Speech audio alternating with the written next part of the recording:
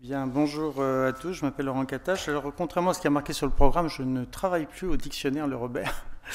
J'ai travaillé longtemps au dictionnaire Le Robert, effectivement, comme responsable des éditions numériques, mais maintenant je suis consultant indépendant et je travaille en particulier avec l'Académie française.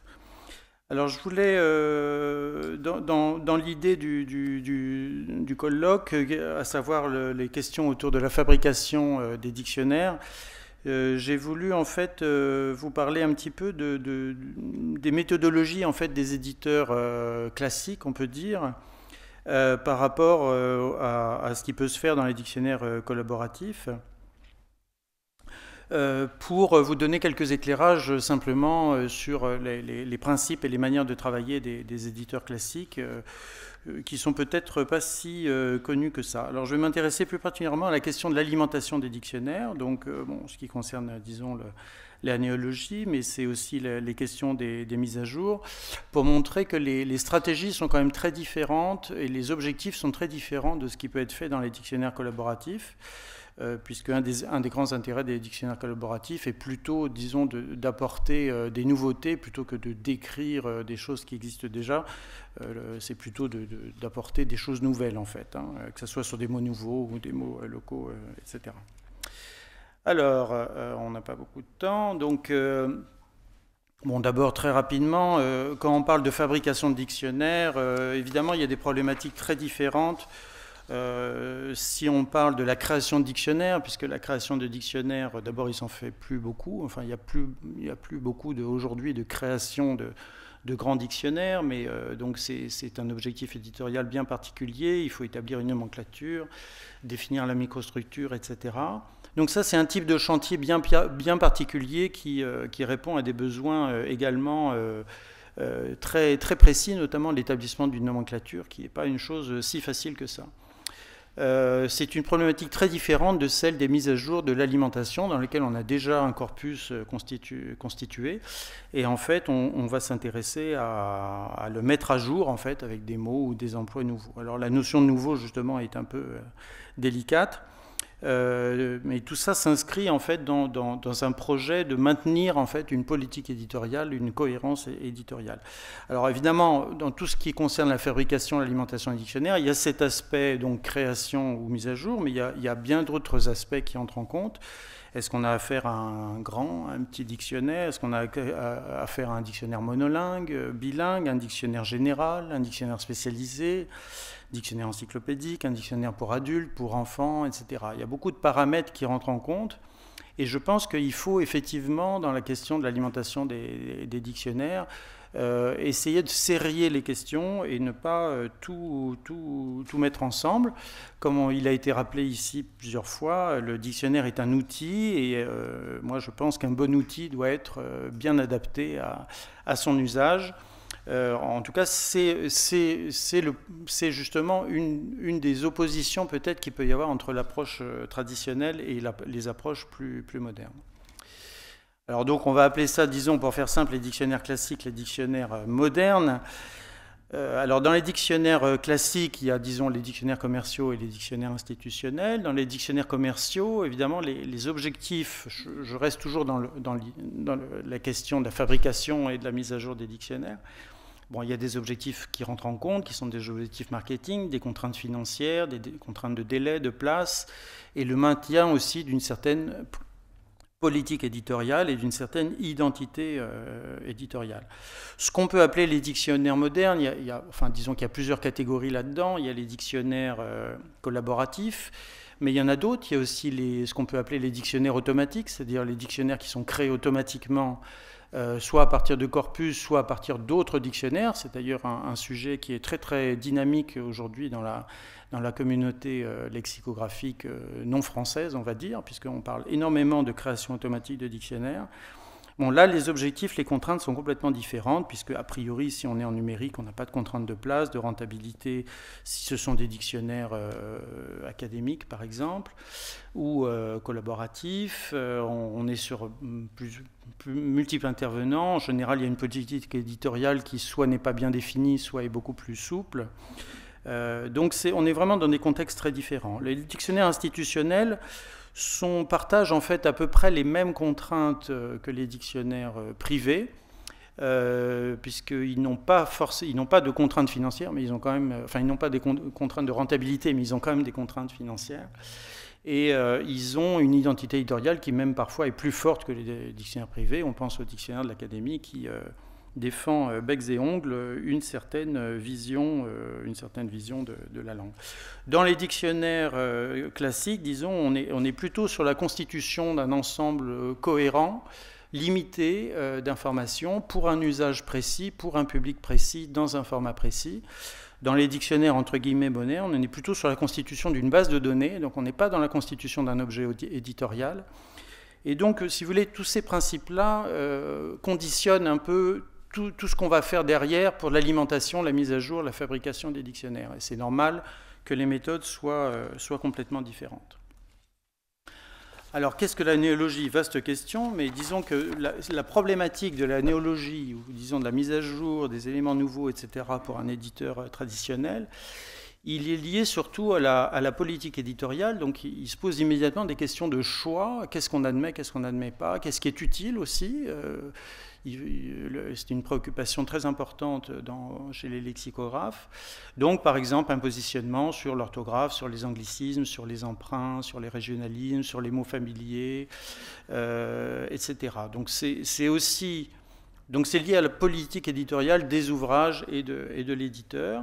C'est lié bien sûr au marketing, puisque comme vous le savez, les dictionnaires commerciaux basent l'essentiel de leur stratégie de communication sur les mots nouveaux, donc c'est un élément très important de leur stratégie. Également, dans cette approche classique, disons, il ne s'agit pas de mettre à jour une base de données, il s'agit de mettre à jour l'ensemble des titres d'un catalogue, donc ça se décline aussi beaucoup plus largement. Et pour continuer dans cette idée, donc bien sûr, autant de dictionnaires, autant de problématiques. Vous ne fabriquez pas et vous ne maintenez pas à jour de la même façon un grand dictionnaire comme le Grand Robert que comme un dictionnaire scolaire, où les dictionnaires bilingues aussi ont des stratégies complètement différentes, puisque la mise à jour porte sur d'autres types d'éléments. Donc le contexte de travail est vraiment différent. Bon, je passe là-dessus pour aller plus vite. Alors, j'ai pioché quelques exemples dans les dictionnaires collaboratifs pour montrer un petit peu comment est-ce qu'il pourrait, ou enfin, quelle peut être l'articulation, disons, entre ce nouveau type de contenu et les dictionnaires plus classiques. Tout d'abord, les dictionnaires collaboratifs, en tout cas la partie différentielle des dictionnaires collaboratifs, que ce soit sur des mots nouveaux, des mots de l'argot, des régionalismes, toutes sortes d'aspects, sont pris évidemment, en tout cas par les éditeurs, par les auteurs de dictionnaires habituels, comme des dictionnaires différentiels. Ce qui les intéresse, c'est la matière qui est nouvelle, qui n'est pas dans les dictionnaires classiques. Donc évidemment, se pose la question du dictionnaire de référence, c'est-à-dire par rapport à quoi on compare. Et donc, si on compare à tel ou tel dictionnaire, évidemment, on va avoir des résultats très différents. Ce qui est un peu plus embêtant, c'est que souvent, malheureusement, il n'y a pas de comparaison, en fait. C'est-à-dire que vous prenez, par exemple, le dictionnaire collaboratif de Reverso, la plupart des éléments, en fait, sont déjà dans les dictionnaires depuis, de manière très classique. Et nous, enfin, au Robert, on avait fait l'effort de d'éplucher une liste assez importante de ce dictionnaire collaboratif pour voir justement quels étaient les éléments qui pouvaient vraiment être intéressants. En fait, il y en a très peu. Il y en a vraiment très peu, et on avait même d'ailleurs laissé tomber ce travail, puisqu'il était, entre guillemets, pas tellement rentable. Donc là aussi, on voit que on ne peut pas parler de dictionnaire collaboratif ou de dictionnaire différentiel si on ne précise pas par rapport à quelle référence on travaille. Ça paraît évident, mais ce n'est pas toujours le cas. D'autre part, alors ça peut être par rapport à des éléments qui sont déjà dans les dictionnaires. À l'inverse, à l'autre bout du curseur, vous pouvez avoir au contraire beaucoup trop d'éléments, enfin des éléments qui ne rentrent pas du tout dans le scope, enfin dans le périmètre des dictionnaires traditionnels. Vous prenez un dictionnaire collaboratif comme la Parlure, bon, c'est plutôt un dictionnaire du français parlé. vous trouvez énormément de choses. En fait, la grande majorité de ces choses sortent complètement du périmètre, disons, classique des dictionnaires, parce que c'est de l'argot, ce sont des mots familiers. Et puis, évidemment, dans un autre secteur, il peut y avoir évidemment des dictionnaires qui sont trop terminologiques par rapport à un dictionnaire général. Donc là, on est à l'autre bout du curseur, c'est-à-dire qu'on est en dehors du périmètre des dictionnaires classiques. Donc là aussi, malheureusement, je dirais, tous ces dictionnaires, tous ces travaux ne sont pas forcément très utiles pour un dictionnaire général. En fait, ce que je voudrais insister, ce n'est pas par rapport aux éditeurs privés en particulier, c'est par rapport à l'idée d'un dictionnaire général. Et notamment aussi par rapport aux dictionnaires scolaires qu'on a tendance à oublier, qui sont très importants. Après, il y a encore d'autres types d'ouvrages que moi j'avais examinés également, qui sont ce que j'appelle les dictionnaires automatiques, enfin en tout cas les choses qui sont produits automatiquement par des outils d'analyse de corpus. Donc le logoscope, par exemple, on en a déjà parlé. Si on prend par exemple des mots assez fréquents dans le logoscope, moi j'ai fait l'exercice de regarder, il y en a en fait très peu qui sont vraiment intéressants pour un dictionnaire général. Bon, il y en a deux là, par exemple Fab Lab et Retweeté, qui sont rentrés effectivement dans le Petit Robert.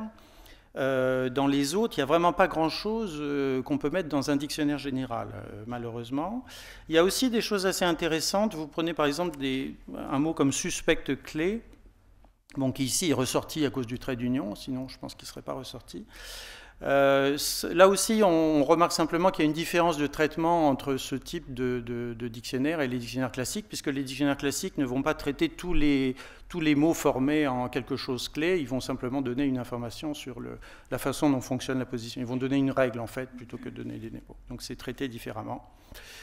Donc là aussi, malheureusement, en tout cas c'est l'expérience qu'on avait eue au Robert, on n'a pas pu vraiment exploiter pleinement ces outils, et d'ailleurs on le regrette.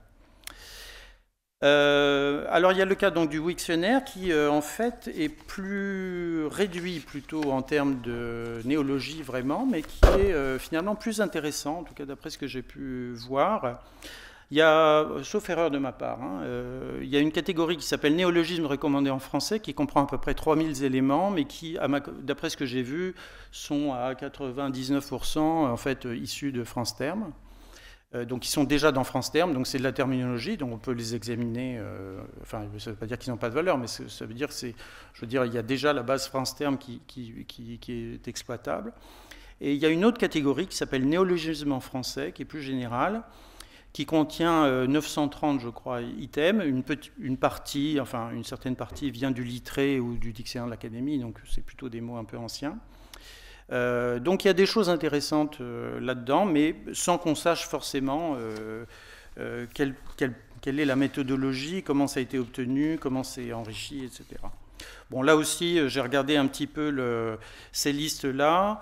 Il y a des choses tout à fait intéressantes, mais là aussi, malheureusement, pour un dictionnaire général, il y a assez peu d'éléments qui sont, disons, compatibles avec les politiques éditoriales, à tort ou à raison, on peut en discuter, hein, mais comme je l'ai dit au début, en fait, l'objectif est différent. Donc je pense que c'est un des buts de ma proposition aujourd'hui, c'est vraiment de montrer qu'il ne faut pas opposer les deux en disant, critiquer les dictionnaires collaboratifs en disant ils sont trop souples, trop lâches, et critiquer les dictionnaires traditionnels en disant mais ils n'ont pas assez de mots. Les objectifs sont vraiment différents. Donc moi, ce que j'ai essayé de voir, c'est quelles étaient les passerelles qu'on pouvait faire entre les deux. Ça me paraît plus intéressant. Bon, là, je passe un peu vite, mais l'idée, c'était simplement de revenir sur la notion de néologie, parce qu'on a tendance à se focaliser sur les mots nouveaux. En fait, la question de l'entretien des dictionnaires, de la mise à jour des dictionnaires est beaucoup plus large que celle des mots nouveaux. La question des mots nouveaux, c'est vraiment le petit sommet de l'iceberg qu'on met dans les communiqués de presse, mais en fait, la question d'entretenir un dictionnaire est beaucoup plus complexe que simplement ajouter des mots nouveaux. C'est pour ça que d'ailleurs que les oppositions quantitatives sont à mon avis stériles, puisque en fait l'entretien d'un dictionnaire, la mise à jour d'un dictionnaire porte sur plein d'autres éléments, l'orthographe, la prononciation, la féminisation bien évidemment, et puis les définitions, les locutions, les termes, les marques, les connotations, la reformulation des définitions, l'actualisation. Si vous prenez des domaines comme l'astronomie, par exemple, vous avez des mots comme le mot planète, par exemple, qui n'ont pas du tout la même signification qu'il y a 15 ans. Donc, quand vous devez mettre à jour un corpus dictionnérique sur autant d'éléments, c'est beaucoup plus compliqué que de rajouter des mots nouveaux. Donc ça, c'est un travail de fond qui est... là aussi, je pense que ça n'est pas juste, disons, de comparer les dictionnaires classiques avec les outils plus modernes, simplement sur le fait qu'ils ont plus de mots. Le travail que font les lexicographes est beaucoup plus complexe que ça, beaucoup plus difficile. Sans parler de l'étymologie, qui est vraiment une science, bon, quand même, c'est pas une science exacte, mais c'est une science difficile qui peut demander beaucoup de temps. Pour information, Robert, pour faire l'étymologie d'un mot nouveau, ça peut prendre entre 2 heures et une journée. Donc c'est pour vous dire que ça demande quand même beaucoup de travail, et bon, c'est un travail humain.